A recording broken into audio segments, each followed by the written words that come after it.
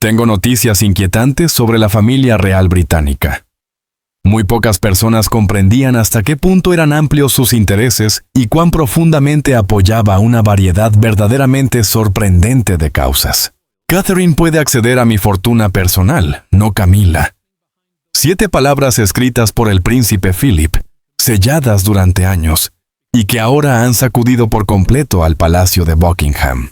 Y si te dijera que una sola carta, oculta en los archivos reales, tiene el poder de destruir por completo el legado de una reina consorte, de borrarla de la historia y de entregar todo a la única mujer que Camila jamás vio venir. El príncipe Philip, duque de Edimburgo, el hombre que permaneció en silencio junto a la reina Isabel durante 70 años, dejó una carta que no trataba únicamente de una herencia. Era un arma, una bomba de relojería, un último acto de confrontación. Y esto es lo que el palacio no quiere que sepas. La reina Isabel leyó esa carta antes de la muerte de Philip. Lloró, la aprobó, y jamás se lo contó a nadie. En este mismo instante, hay miembros senior de la realeza que desearían que ese documento hubiera sido quemado, que han intentado silenciarlo y que viven aterrados ante lo que ocurrirá cuando el público conozca la verdad. Porque lo que Philip escribió no fue simplemente «Catherine recibirá el dinero». Fue una advertencia. Camila amenaza todo lo que hemos construido. Debe ser detenida. ¿Por qué? ¿Qué vio Philip suceder tras los muros del palacio? ¿Qué hizo Camila? ¿O qué representaba? ¿Para infundirle tanto temor que sintió la necesidad de dejar instrucciones desde la tumba?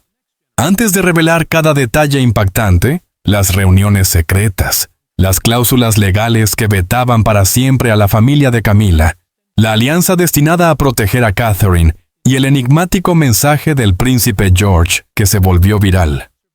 Necesitas suscribirte ahora mismo. Pulsa ese botón. Activa las notificaciones, porque la maquinaria de relaciones públicas de la familia real está trabajando sin descanso para enterrar esta historia. Y el algoritmo de YouTube podría ocultar este video antes de que descubras cómo termina. El descubrimiento. Imagina la escena. Una revisión rutinaria de archivos, documentos cubiertos de polvo, procedimientos habituales. Y de pronto, silencio. Ese tipo de silencio que precede a la tormenta.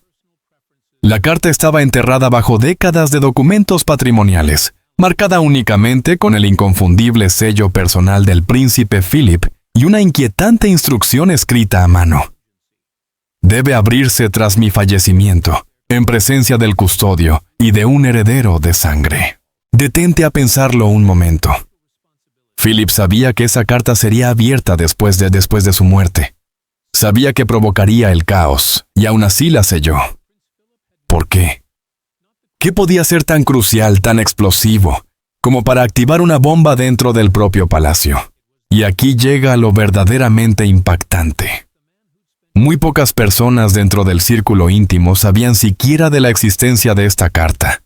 Ni Charles ni William, quizá ni siquiera la reina, o al menos eso es lo que se nos hizo creer.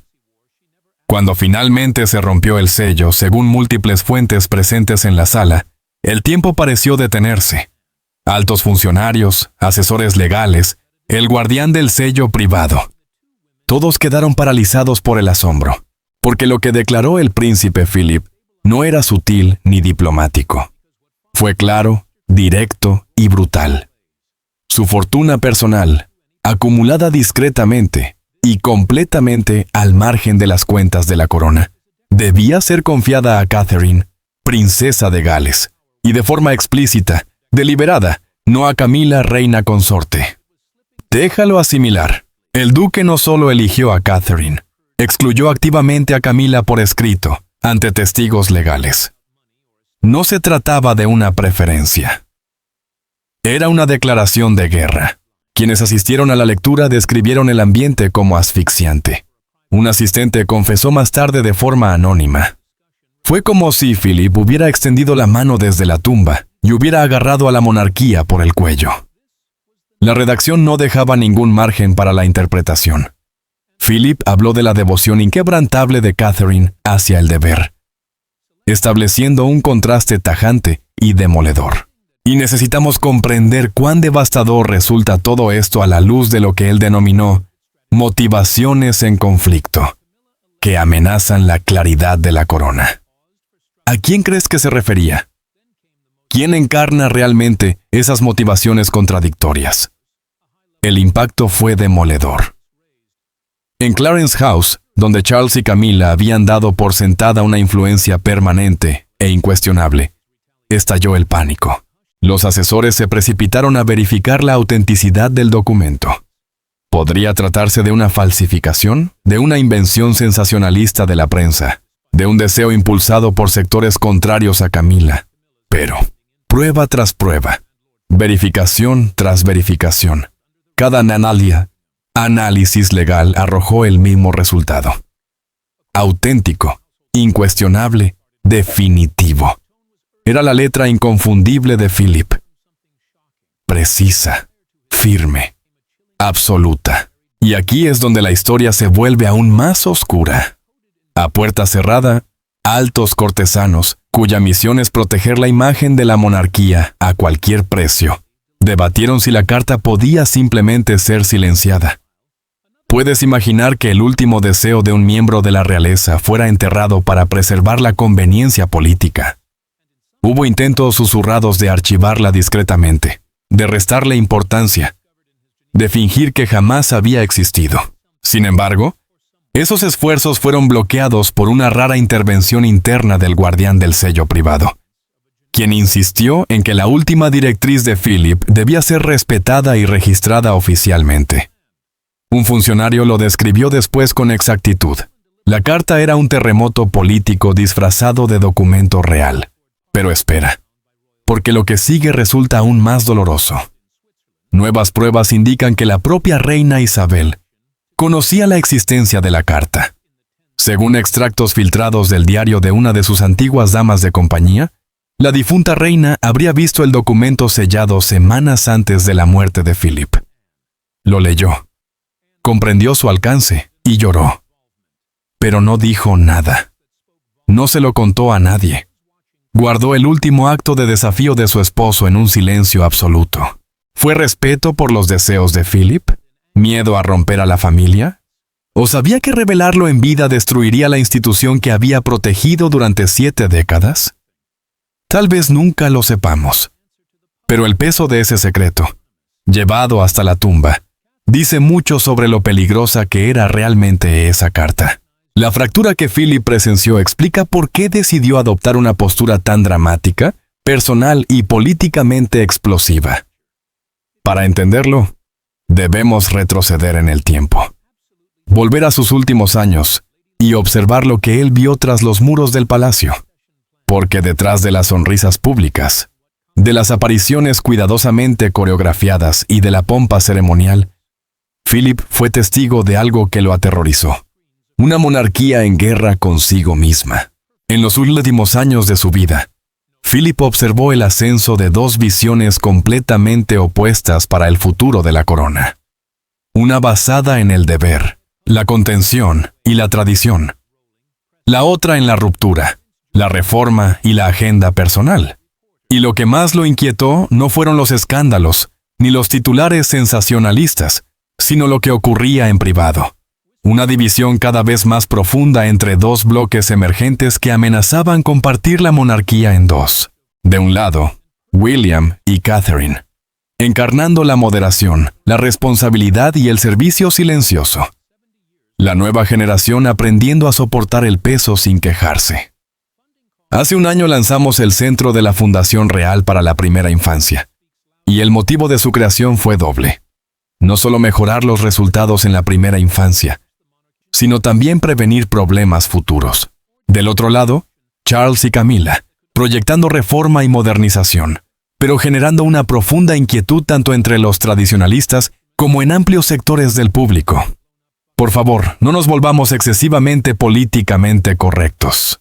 Philip, siempre estratega, tras décadas estudiando cómo sobreviven las monarquías y cómo caen, reconoció el peligro existencial de esta doble monarquía en ciernes.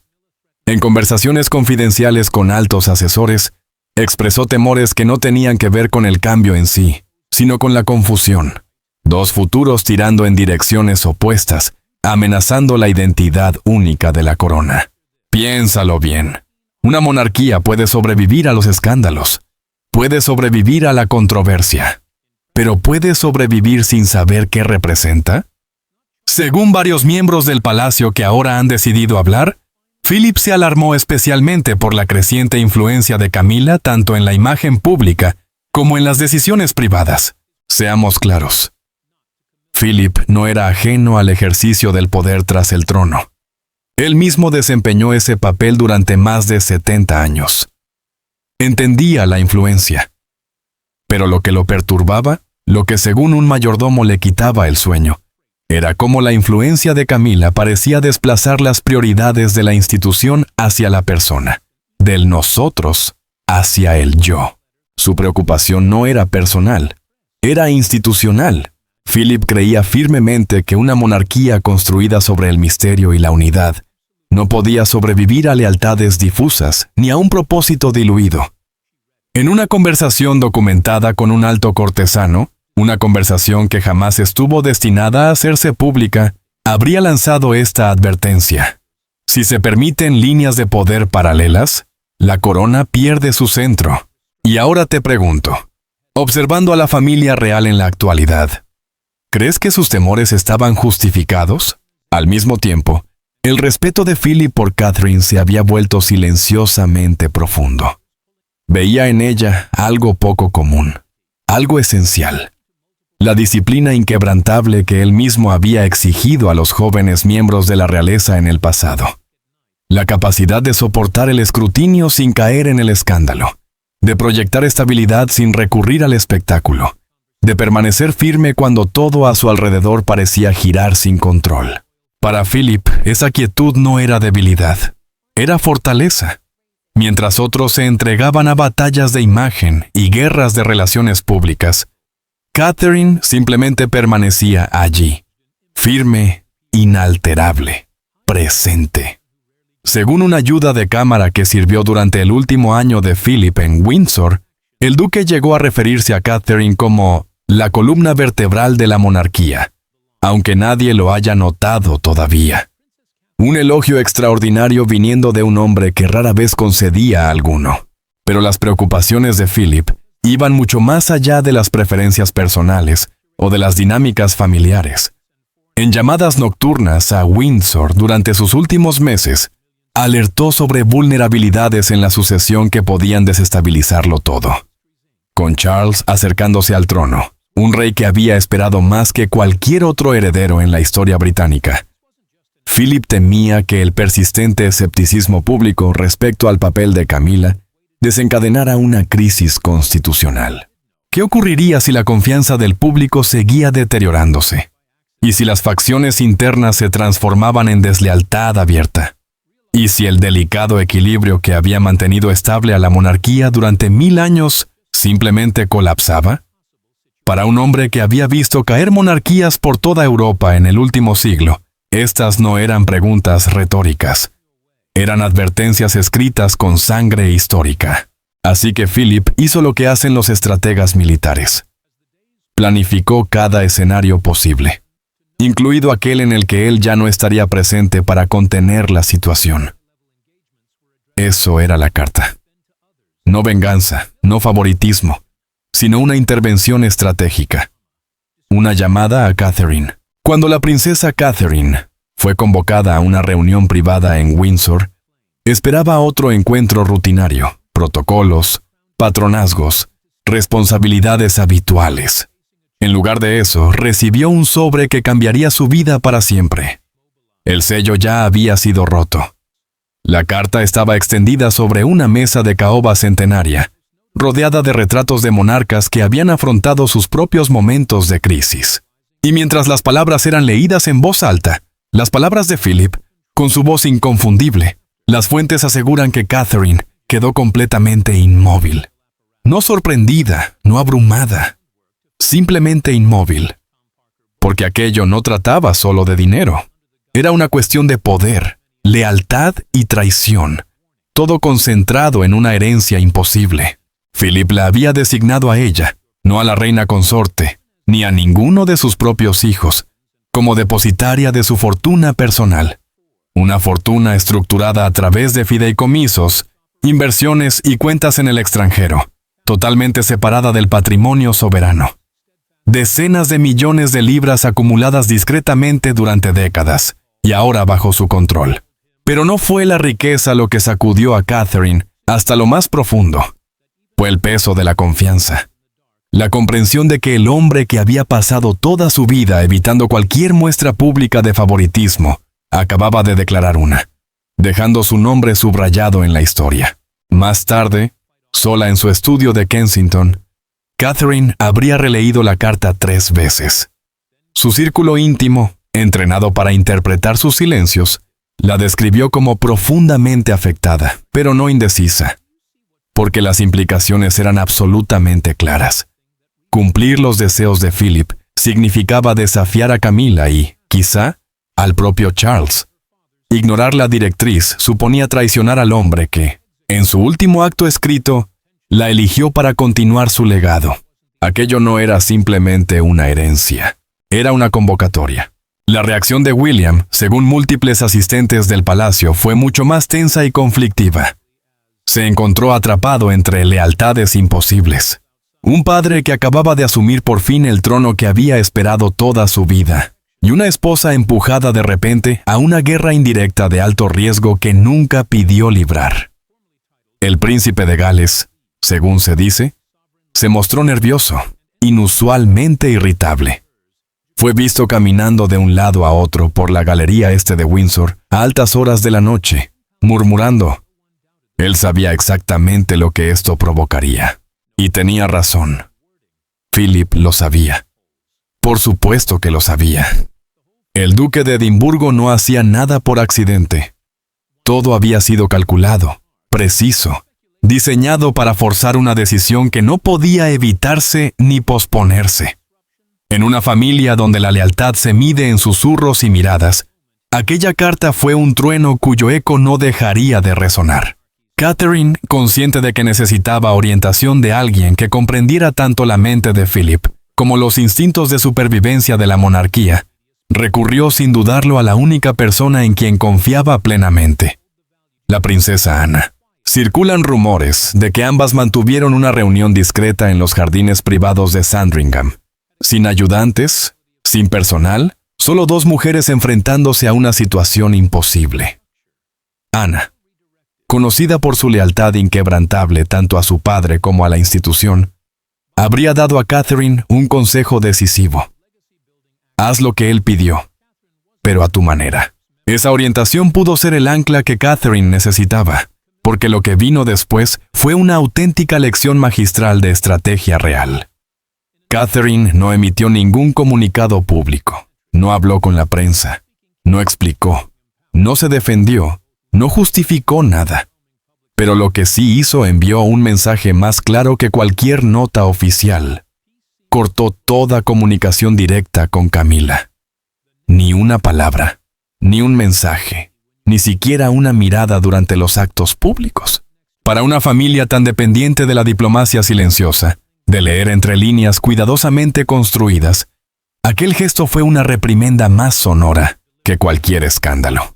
Una declaración imposible de malinterpretar. Con el paso de los días, los cortesanos comenzaron a notar algo más, algo sutil pero innegable. La influencia de Catherine crecía en silencio. Los informes empezaron a canalizarse a través de su oficina. Las actualizaciones de patronazgos llegaban directamente a su secretaria privada. Las invitaciones a determinados compromisos de alto nivel se le dirigían primero a ella y solo después a otros. El equilibrio de poder no estaba cambiando mediante anuncios ruidosos ni confrontaciones públicas. Se desplazaba de forma silenciosa, deliberada e inequívoca hacia su lado. Y la pregunta que recorría ahora los pasillos del palacio era clara. ¿Hasta dónde estaba dispuesta a llegar Catherine? Y, aún más importante, ¿hasta dónde llegaría Camilla para detenerla? La represalia de Camilla no tardó en llegar. La reina consorte nunca fue concebida para quedar relegada. Y cuando la carta de Philip fue leída en voz alta durante una revisión confidencial del consejo privado, Su furia fue inmediata y volcánica. Los presentes, cortesanos curtidos que habían presenciado décadas de drama real, describieron su reacción como explosiva. Un asistente susurró que poco después se oyeron objetos siendo arrojados en Clarence House, porque aquello no era solo una cuestión de dinero o propiedades. Era una cuestión de legitimidad, de identidad, de ser reconocida no solo como la esposa de Charles, sino como la auténtica matriarca de la monarquía. Y la carta de Philip había golpeado directamente el corazón de esa pretensión. En cuestión de horas, Camila convocó al rey Charles a una confrontación privada. Lo que comenzó como una conversación tensa, según se informa, escaló hasta convertirse en ultimátums velados, que dejaron incluso a Charles conmocionado. Fuentes internas afirman que ella amenazó con retirarse por completo de los deberes públicos, una especie de huelga simbólica, si el asunto no se contenía, y contextualizaba antes de que la prensa lo utilizara como arma contra ella. ¿Puedes imaginar la presión? Un rey recién coronado intentando estabilizar su reinado, enfrentado de repente a una elección imposible entre la dignidad de su esposa y el último deseo de su padre. Este era el escenario de pesadilla que Philip quizá había previsto y, tal vez en algún rincón oscuro de su mente, incluso buscado. Camila no se limitó a reaccionar emocionalmente. Se movilizó. Casi de inmediato, los operadores de Clarence House comenzaron a trabajar entre bastidores para restar relevancia legal a la carta. Se redactaron comunicados cuidadosamente elaborados, insinuando que el documento reflejaba sentimientos personales, no directrices jurídicas. Se filtraron informes selectivos a periodistas afines, sugiriendo que el príncipe Philip había escrito muchas notas privadas en sus últimos meses y que esta podría haber sido solo otra reflexión sin registrar. Pero el daño ya estaba hecho. La carta no era un rumor, estaba firmada, atestiguada y registrada en los archivos reales. Era tan oficial como cualquier documento de la corona. Cuando esa estrategia se estancó, Camila giró hacia adentro, reforzando su posición entre los aliados más poderosos del palacio, en particular, el Círculo de Protocolo Clarion, un antiguo grupo asesor especializado en precedentes constitucionales. El grupo se reunió en una sesión estratégica privada en Highgrove, donde Camila habría exigido una auditoría completa de todos los patronazgos compartidos en los que Catherine tenía influencia. El objetivo era evidente: recalibrar el poder, replegar la influencia, reafirmar el control. Poco después comenzaron a aparecer cambios sutiles pero deliberados en toda la maquinaria real. Dos organizaciones benéficas, históricamente vinculadas al príncipe Philip, fueron redirigidas repentinamente bajo la supervisión de Camila. Una iniciativa educativa encabezada por Catherine fue suspendida para una revisión estructural. Y entonces llegó la maniobra más audaz hasta el momento. Camila empezó a sentar las bases para acelerar la incorporación de su hijo, Tom Parker Bowles, a un cargo formal dentro del palacio, bajo el pretexto de divulgación pública y modernización. Era una señal directa. Su legado no pasaría por alto a su familia sin lucha, pero ni siquiera eso fue el final. Surgieron informes de que el custodio de los archivos, la misma persona que había autorizado la liberación de la carta de Philip, estaba siendo discretamente presionado. Según una fuente, una llamada de alto nivel desde la oficina de Camila planteó preocupaciones sobre filtraciones de seguridad y lealtad interna. Un lenguaje que muchos interpretaron como una advertencia inequívoca. El custodio, un leal veterano tanto de la difunta reina como del príncipe Philip, se negó a ceder. Pero el mensaje había sido enviado. Cruzar a Camila sería hacerlo bajo tu propio riesgo. Sin embargo, incluso mientras la reina consorte cerraba filas y se preparaba para una guerra total, otra facción dentro del palacio comenzó a organizarse en silencio, y lo hizo alrededor de la misma mujer que Philip había elegido. El llamado Círculo Interno. No todos en Buckingham Palace respaldaban la represalia de Camila. En reuniones discretas, celebradas con un nivel de secreto propio de operaciones de inteligencia, empezó a tomar forma una nueva y poderosa alianza. Los iniciados los bautizaron como los 4 internos. Su misión era inequívoca: proteger a Catherine, cumplir la última directriz de Philip y garantizar que la supervivencia de la monarquía no quedara en manos de Camila. ¿Quiénes eran? La princesa Ana, la hija inquebrantable de Philip, quien siempre comprendió mejor que nadie el peso real de la responsabilidad monárquica. La duquesa Sophie, cuya diplomacia silenciosa le había ganado la confianza de todas las facciones, convirtiéndola en un puente natural entre bandos enfrentados. Sir Cliff Alderton, secretario privado del rey, que pese a su cargo jamás ocultó su incomodidad ante la creciente influencia de Camila. Y Lord Fellows, una mente jurídica tan profundamente ligada a los protocolos reales que muchos lo llamaban el archivo viviente. Juntos, estos 4 formaron un dique silencioso frente a lo que consideraban una peligrosa desviación del verdadero rumbo de la monarquía. Su primera reunión tuvo lugar fuera del radar, en Sandringham, supuestamente organizada a través de la red personal de la princesa Ana. La seguridad fue tan estricta que incluso el personal doméstico ignoraba quién se reunía y con qué propósito. Allí se analizó minuciosamente la directriz del legado, la carta de Philip, su validez legal, sus implicaciones y su mensaje profundo. Según una filtración de un miembro del servicio que encontró notas desechadas, el tono era urgente y el ánimo desafiante. Una frase anotada lo resumía todo. Esto no es rebelión, es preservación. Piénsalo bien. No se trataba de actores descontrolados. Eran el sistema inmunológico de la monarquía, activándose para combatir lo que percibían como una infección interna. Lord Fellows fue el primero en señalar una cuestión crucial. Si la fortuna privada de Philip debía pasar a Catherine, era imprescindible un marco legal absolutamente blindado, imposible de impugnar o desmontar. Sir Clive confirmó entonces algo inquietante. Antes de su muerte, Philip había comenzado a reestructurar deliberadamente ciertas propiedades, inversiones y fideicomisos en el extranjero, separándolos por completo de los activos de la corona. No era una decisión emocional, era un plan meticuloso. Philip llevaba años preparándolo. Luego surgió una revelación aún más perturbadora, enterrada en lo más profundo de la documentación patrimonial. Una cláusula secundaria, rara vez mencionada y todavía menos comprendida.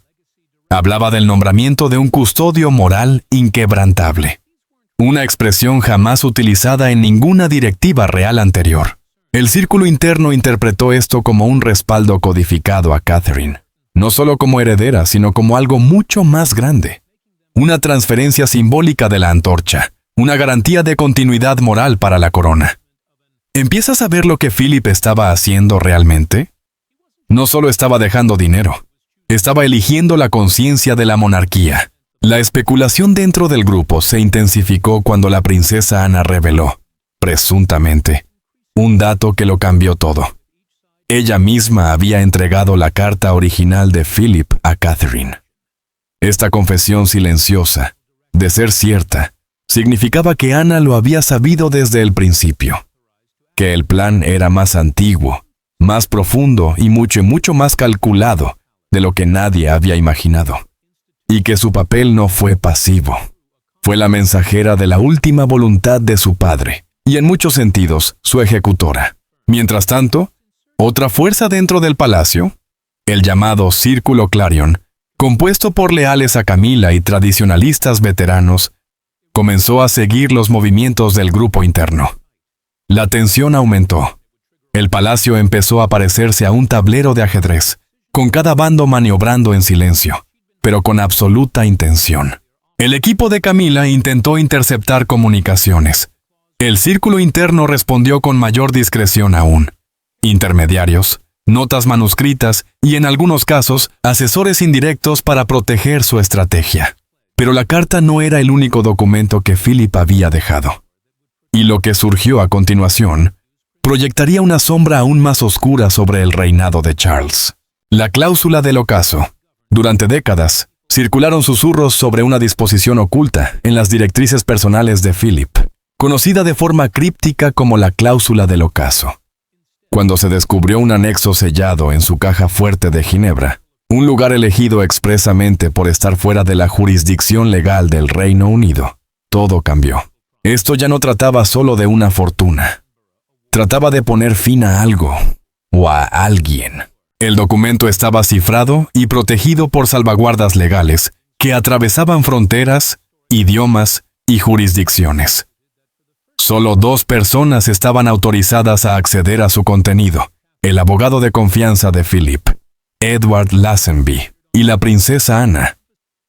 Cuando finalmente fue abierto en el silencio pétreo de una bóveda ginebrina, con abogados de 3 países presentes, la verdad regresó a Buckingham Palace como una ola devastadora. El anexo, titulado formalmente Cauticil 4b, contenía instrucciones de una contundencia extrema. En él, Philip declaraba que ningún activo, material, simbólico o institucional, podía pasar a o a través de una consorte sin linaje soberano. Escucha eso con atención. Cada palabra cuenta. En la práctica, dejaba a Camila y a cualquier descendiente o dependiente suyo completamente excluidos de cualquier reclamación, no solo sobre su fortuna personal, sino sobre cualquier estructura o legado que llevara su nombre. Era una ruptura total, deliberada, ejecutada con la precisión de una intervención quirúrgica. El lenguaje era glacial en su claridad. La cláusula del ocaso, como confirmó después su equipo legal, había sido concebida como un mecanismo de seguridad contra lo que Philip describía como la desviación del patrimonio institucional hacia personas no vinculadas a la sucesión real. Lo presentó como un acto de preservación constitucional. Pero dentro de los muros del palacio, nadie dudó del subtexto. Camila había sido eliminada, formalmente, legalmente, de manera irrevocable. La reacción fue inmediata. El equipo jurídico de Charles entró en pánico absoluto. El hecho de que la cláusula estuviera notariada en Suiza significaba que la legislación sucesoria británica no tenía jurisdicción para impugnarla. No habría enmiendas discretas, no habría recompensas entre bastidores, no habría resquicios legales. Y lo peor aún estaba por venir. Aún así, la cláusula era completamente inexpugnable. Cualquier intento de eludirla activaría una disposición de reversión que transferiría la totalidad del patrimonio, estimado en decenas de millones, a un fideicomiso externo y no revelado. Si Charles intentaba actuar contra ella, toda la fortuna desaparecería por completo del alcance de la corona. Un asesor comentó en privado. Philip planificó esto con la precisión de un general. No dejó ninguna puerta abierta. Pero quizá la pregunta más inquietante fue otra. ¿Quién más sabía de todo esto? Las miradas volvieron a posarse una vez más sobre la princesa Ana.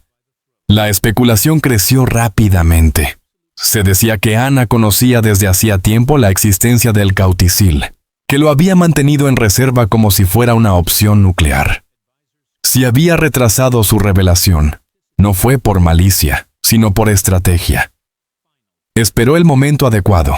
Aguardó a que el palacio se fracturara lo suficiente para que la cláusula no se percibiera como una disrupción, sino como un ajuste de cuentas inevitable. Ana se negó a confirmar o desmentir cualquier implicación, manteniendo un silencio elocuente. Para quienes observaban con atención, una cosa quedó clara. Aquello no era simplemente una última carta de un patriarca real. Era una detonación programada en el tiempo, colocada con cuidado, activada con paciencia, diseñada para explotar exactamente en el momento en que causara el mayor daño a quienes Philip consideraba una amenaza para la supervivencia de la monarquía. ¿Y ahora? La bomba había estallado. La jugada maestra de Catherine. En un movimiento que sorprendió incluso a sus aliados más cercanos, Catherine realizó su contragolpe. No desde la ira ni desde la venganza, sino con una precisión quirúrgica. Una nueva fundación, una promesa simbólica y una transferencia de poder silenciosa pero devastadora, destinada a proteger el legado del príncipe Philip de una forma que nadie había anticipado. No hubo rueda de prensa. No hubo grandes declaraciones ni espectáculos mediáticos. Pero una mañana temprano, la Oficina de Comunicaciones Reales emitió un comunicado discreto que lo cambiaría todo. La creación del Philip Stewardship Trust, una entidad privada e independiente concebida para preservar los valores que Philip defendió durante toda su vida. Servicio, deber, sobriedad y resiliencia. Y aquí radicaba el verdadero golpe de genialidad. El fideicomiso no estaría bajo el control de Buckingham Palace. Respondería al público y tendría plena autonomía legal. En esencia, Catherine había trasladado el legado de Philip fuera del alcance directo de la monarquía y lo había acercado a las personas que, según él mismo afirmaba, eran la única razón por la que la monarquía tenía sentido. Los observadores reales quedaron atónitos. Los equipos jurídicos que habían pasado semanas obsesionados con la cláusula del ocaso se encontraron completamente excluidos. Catherine, con un solo movimiento cuidadosamente calculado, había aceptado la responsabilidad de los deseos de Philip sin parecer apropiarse de los beneficios. Rechazó heredar la fortuna de manera directa. En su lugar, nombró un consejo de fideicomisarios, figuras conocidas por su independencia, su integridad y, sobre todo, por su lealtad a su visión. De ese modo, negó a Camila cualquier acceso. No mediante la confrontación, sino a través de la estructura. No desde la emoción, sino desde la arquitectura institucional. Fue brillante, fue incruento y fue absolutamente demoledor. Pero el mensaje no se limitó a cuentas bancarias o títulos honoríficos. Catherine redistribuyó varios de los patronazgos más queridos del príncipe Philip. Sus vínculos militares, sus proyectos medioambientales, incluso los emblemáticos premios del Duque de Edimburgo. Todos fueron redirigidos, no a los miembros senior tradicionales, sino a la siguiente generación. El príncipe George, la princesa Charlotte y Lady Louise Windsor. Fue un plan de sucesión silencioso, que evitó debates y emociones para apostar por la construcción del legado. Catherine no estaba reclamando la memoria de Philip. La estaba sembrando en el futuro, donde pudiera crecer y perdurar. La reacción pública fue sísmica. Los índices de aprobación de Catherine se dispararon hasta niveles históricos, cifras no vistas desde los primeros años de la princesa Diana. Editoriales la describieron como la conciencia de la corona. Las redes sociales estallaron en lo que los comentaristas bautizaron como la coronación silenciosa. Mientras tanto, la imagen de Camila, ya debilitada tras la revelación de la carta, sufrió una caída abrupta. Analistas señalaron que, por primera vez en años, Camila se había convertido en un símbolo de división, mientras Catherine encarnaba la continuidad. Y entonces llegó el momento que disipó cualquier duda restante. En un segmento inédito de un documental de archivo de la BBC, imágenes retenidas durante años, apareció el príncipe Philip en pantalla, sentado junto a la reina Isabel, hablando con franqueza sobre los jóvenes miembros de la familia real. Al preguntarle quién creía que comprendía verdaderamente el deber, hizo una pausa, esbozó una leve sonrisa y respondió: Catherine, ella es la indicada, sabe cuándo hablar y cuándo dejar que el momento hable por ella. Las imágenes se difundieron por pantallas de todo el mundo. La sincronía era demasiado perfecta para ser casual. Buckingham Palace, acorralado tanto por la precisión legal como por un respaldo público abrumador, emitió un breve comunicado. Reconocía formalmente a Catherine como la custodio de las intenciones benéficas privadas del duque. No hubo ceremonia. No hubo fanfarria. La reina consorte guardó silencio. El rey Charles, según los asesores, tampoco hizo declaración alguna. No hubo objeciones.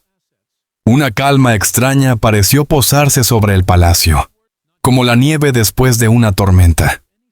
Pero incluso cuando el silencio regresó, surgió un último susurro de la verdadera intención de Philip, procedente de la voz más inesperada de todas, la de la próxima generación. Ocurrió durante un discreto acto público en Gales. Las cámaras estaban encendidas, la prensa presente. Un reportero hizo una pregunta sencilla al joven príncipe George. ¿Qué quieres ser cuando seas mayor? El príncipe, de apenas 12 años, estaba de pie junto a su madre, rodeado de otros niños, con esa sonrisa real cuidadosamente aprendida desde pequeño. Se detuvo un instante, miró brevemente a Catherine y respondió: «Haré lo que pidió mi bisabuelo. Me encargaré de ello». El momento fue captado, emitido, y en cuestión de horas, se volvió viral en todas las plataformas. La frase era enigmática, inquietantemente madura, y de inmediato vinculada a la tormenta que había sacudido a la monarquía durante meses. ¿Fue una respuesta ensayada? ¿Una coincidencia? ¿O el heredero más joven ya había sido atraído a las sombras de un legado escrito antes, incluso de su nacimiento? Los responsables de prensa reales se apresuraron a contener el impacto, presentándolo como una ocurrencia infantil, un comentario tierno cargado de simbolismo familiar. Pero en los pasillos del palacio, los rumores apuntaban a algo mucho más deliberado. Fuentes cercanas a Catherine aseguraban que ella había comenzado con extrema cautela a introducir a George en la vida de Philip, no mediante informes formales ni discursos severos, sino a través de relatos, lecciones guiadas y tranquilas tardes con un tutor privado cuidadosamente seleccionado. Según se decía, este tutor había sido elegido específicamente por su conocimiento de la genealogía real, la filosofía política y los precedentes históricos. George no estaba siendo educado únicamente para reinar. Estaba siendo preparado para comprender la diferencia entre portar la corona y merecerla. Entonces surgió el rumor que mantuvo en vilo a los observadores reales de todo el mundo. El archivo de Philip, la colección sellada de diarios privados, cartas y correspondencia personal del duque, quizá no había sido destruido ni absorbido por la corona, como se creía. Tal vez había sido apartado, protegido y destinado, en última instancia, a George. De confirmarse, significaría que la voz de Philip, sus principios y sus advertencias no serían solo ecos del pasado, sino herramientas del futuro. Un manual para un rey venidero, escrito por el hombre que pasó 70 años observando cómo las monarquías sobreviven y cómo caen. A día de hoy, una calma tensa se ha instalado en Buckingham Palace. Catherine continúa con sus funciones con la misma elegancia discreta que le valió el respeto de Philip. El Philip Stewardship Trust opera de forma independiente, financiando las causas que el duque amaba, fuera del alcance de la política palaciega. Camila aparece en actos de Estado y cumple su papel como reina consorte, pero quienes observan con atención aseguran que la calidez entre ella y Catherine jamás regresó. Ese silencio dice más que cualquier enfrentamiento abierto. El rey Charles, atrapado entre el legado de su padre y el amor por su esposa, ha optado por una postura de neutralidad pública. Pero dentro del palacio, muchos se preguntan a qué precio para su propia paz interior. La carta sellada del príncipe Philip ha logrado exactamente lo que quizás siempre pretendió. Ha trazado una línea en la arena. Ha obligado a la monarquía a enfrentar preguntas que prefería eludir. Y ha colocado el futuro de la corona no en manos de políticos ni protocolos, sino en las de una mujer que nunca pidió cargar con ese peso, pero que lo aceptó porque eso es el deber. Eso era lo que Philip comprendía. Y eso fue lo que vio en Catherine desde el principio. ¿Fue el príncipe Philip un visionario que protegió el futuro de la corona? ¿O puso en marcha un conflicto que podría acabar destruyendo la institución que tanto luchó por preservar?